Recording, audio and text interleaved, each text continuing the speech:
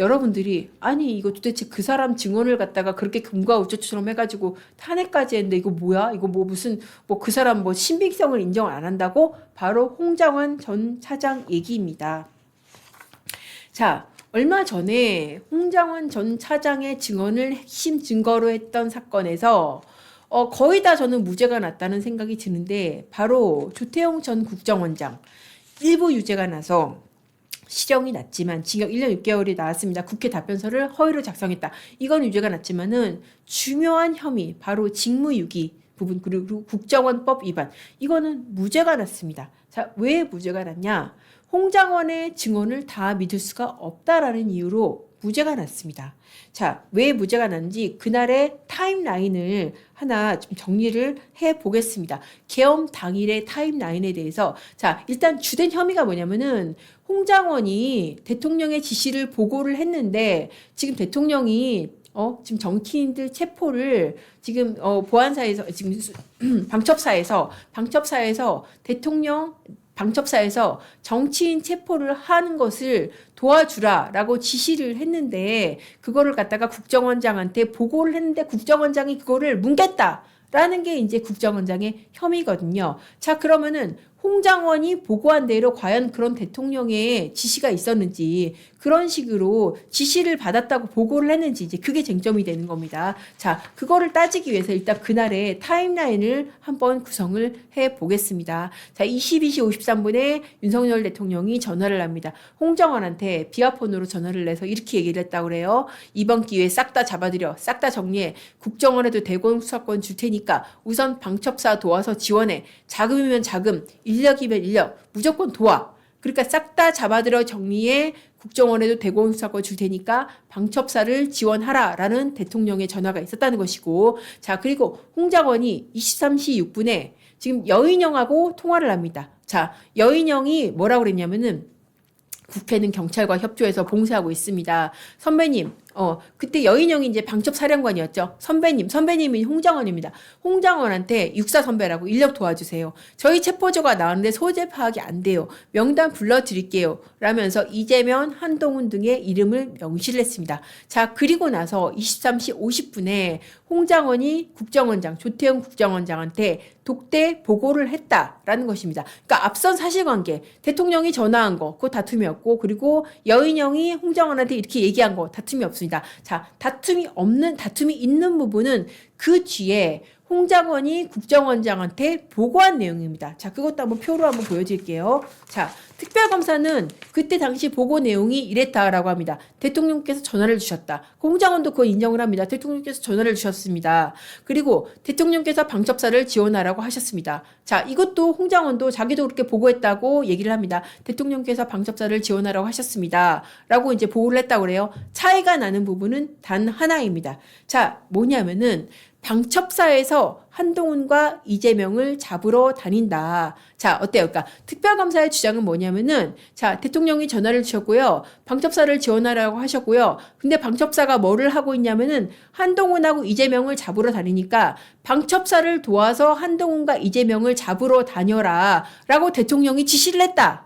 이거를 내가 당신한테 지금 보고를 했다. 그런데 당신이 이걸 씹었다. 라는 게 특별검사의 주장입니다. 그런데 홍장원의 지금 주장으로는 지금 이게 인정되는 사실관계로는 한동훈과 이재명을 잡으러 다닌다. 아직 홍장원의 주장이 아니라 이게 좀 제가 정리를 해야 되는데 법원이 보기에는 방첩사에서 이 부분이 조금 불분명하다는 것이에요. 그러니까 보고를 했을 때 분명히 방첩사에서 잡으러 다니니까 대통령이 방첩사를 지원하라고 했으니까 방첩사가 하는 한동훈, 이재명 체포를 도와주라라고 대통령 지시로 그렇게 보고를 했다는 것인지 아니면은 방첩사를 도와라고는 했지만은 분명히 방첩사가 한동훈, 이재명을 잡는 이거를 도와주라고 대통령이 그렇게 지시를 했다고 볼 수 있는 것인지 재판부가 보기에는 그거는 아니라는 것입니다. 그냥 한동훈과 이재명을 잡으러 다닌다라는 그런 시중의 풍문같이 있는지 그렇게 보고를 했다라고 재판부는 본 것입니다. 그래서 재판부가 뭐라 그러냐면은 홍장원이 아까 윤석열 전 대통령하고 통화를 했죠. 그리고 방첩사령관하고 통화를 했죠. 자, 그렇게 통화를 해서 알게 된 사실하고 그리고 조태용한테 독대 보고한 거하고 헷갈렸다. 그러니까 지금 앞에서 통화한 거는 이제 방첩사가 정치인들을 잡으러 다닌다라는 부분이 있었지만은 조태용한테 보고를 할 때는 그게 대통령의 지시인 것처럼 그렇게 보고를 했다고 보기가 어렵다. 지금 홍장원이 헷갈렸을 것이다. 자, 그렇게 판단을 한 것입니다. 자, 그러니까 어때요? 그러니까 조태용이 대통령의 지시를 보고받고도 뭉갰다라는 게 공소사실인데 이 대통령의 지시라는 게 분명히 정치인 체포 지시인지 그러니까 방첩사가 정치인을 체포하는 것을 보세요. 그러니까 홍장원이 조태용한테 대통령께서 방첩사를 지원하라고 하셨습니다. 방첩사에서 이재명 한동훈을 잡으러 다닌다고 합니다. 라고 보고를 했다라는 게 이게 이렇게 깔끔하게 정리가 되는 것인지 재판부가 보기에는 그게 아니라는 것이죠. 그러니까 이 보고를 조태용이 받았다고 하더라도 이거를 뭉갠 것을 직무유기로 처벌할 수가 없다라는 것입니다. 자, 어떻습니까? 자, 이렇게 봤을 때는 이 사건의 핵심 증거인 홍장원 진술의 신빙성이 굉장히 지금 무너지는 것이죠. 그러니까 앞에서 통화 내용하고 뒤에서 보고한 내용하고 네가 막 섞어서 지금 혼동한 거 아니냐라는 게 재판부의 판단인 것입니다. 자, 근데 오해하시면 안 되는 게 이게 정치인 체포 시도 자체가 없었다거나 아니면 윤석열 전 대통령이 통화를 안 했다거나 이건 아닙니다. 다만 이 앞에서 통화한 거 맞고 체포시 있었던 것도 맞는데 이 체포 지시를 갖다가 방첩사에서 하고 있는 거를 도와주라라는 게 윤석열 전 대통령의 그런 명백한 지시로 홍장원이 보고를 했는지 그 부분에 대해서는 법원이 이건 아니다라고 이제 그렇게 봤다는 것입니다. 그러니까 그 국정원 고위 간부인 홍장원의 특정 진술 여기에 대한 신빙성의 한계를 법원이 이제 선을 분명히 그어준 것이라고 할 수가 있습니다. 자. 그렇게 해서 홍장원 지시의 신빙성 일부 이제 의문이 간 거는 맞습니다. 자, 그리고 이제 그것보다 사실 좀 아이러니하고 어떻게 보면 참 인생사가 이렇게도 흘러가는구나 싶었던 것은 바로 홍장원의 피의자 입건과 조사 부분인 것이죠. 자, 홍장원이 어떤 사람입니까? 우리가 지금 아는 대로 정말 그야말로 계엄의 히어로였습니다. 계엄 국면에서 이 정치인 체포 지시를 갖다가 최초로 쟁점으로 떠올리고 폭로를 한 사람이었죠. 그런데 지금 와서는 수사를 받고 있습니다. 뭐로? 계엄 합리화 메시지를 갖다가 해외에 전달을 하는데 당신이 굉장히 중요한 고리로 작용한 거 아니냐라고 특검이 의심을 하고 그냥 이 계엄에 대한 방조, 그러니까 내란 방조가 아니라 내란 중요임무 종사 혐의로 수사를 받고 있습니다. 그렇게 해서 이제 조사도 이제 앞으로도 뭐 몇 차례도 있을 예정입니다. 근데 홍장원, 자, 조사받고 이렇게 얘기를 했어요. 자, 그 표정 한번 보시겠어요? 좀 약간 좀 그렇네요. 여러분들은 점심 식사하실 텐데, 취재진이, 지금 이거, 특검에서 지금 조사하고 계시던데 지금 어떻게 된 거예요? 라고 하니까 특검하고 오해를 풀었습니다. 라고 하면서 무슨 오해요? 라고 물어보니까 여러분 자 표정으로 답을 대신하겠습니다. 라고 하면서 이런 윙크를 해 보였는데 근데 정작 특검은 어떠냐?